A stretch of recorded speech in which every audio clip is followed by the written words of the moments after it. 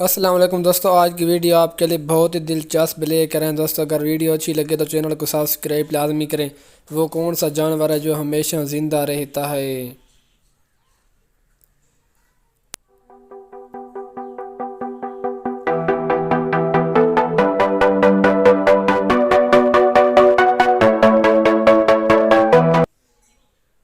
Jellyfish. वो कौन सा सवाल है जिसका जवाब हमेशा बदलता रहता है?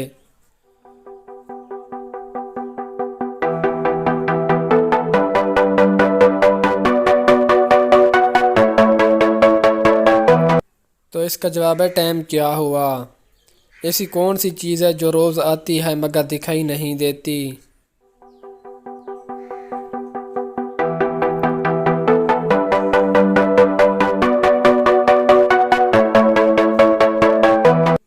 दोस्तों इसका जवाब है नींद।